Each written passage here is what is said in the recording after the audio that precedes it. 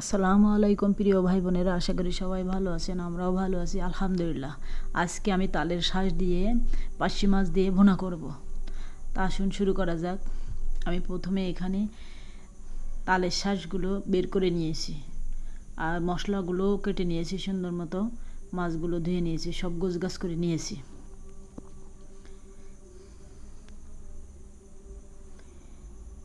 এখন আমি প্রথমে মাছগুলো লবণ হলুদ মাখিয়ে ভেজে নেব।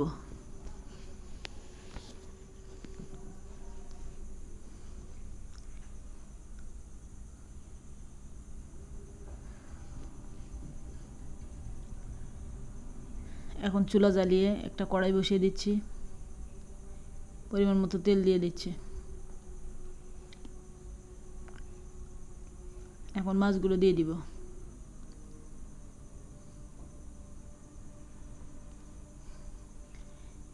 এক সাইড ভাজা হয়ে গেছে, এখন উল্টে দিব।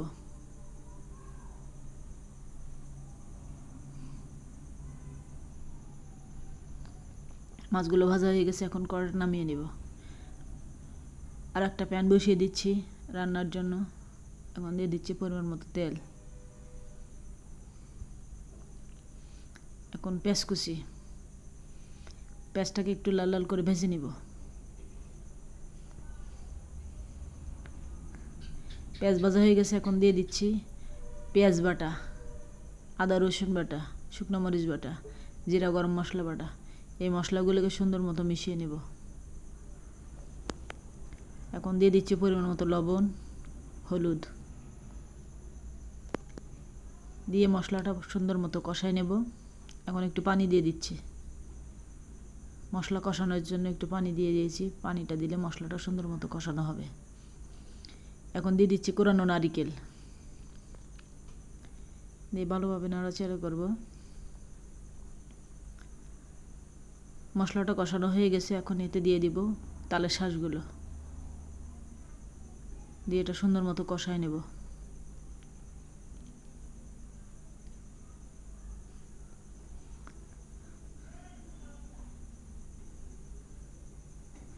তালের শাঁসগুলো কষানো হয়ে গেছে, এখন দিয়ে দেব পানি।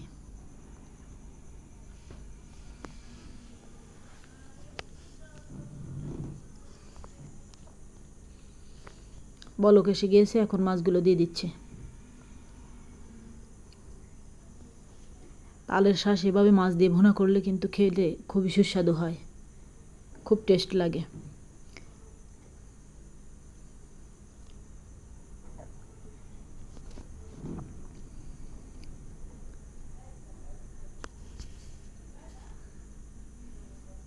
এখন দিয়ে দিচ্ছি কয়েকটা কাঁচামরিচ।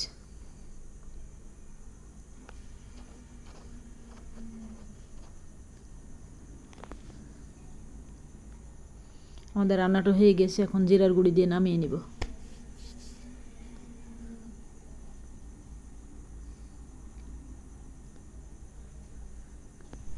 এখন খেয়ে দেখি কেমন হয়েছে।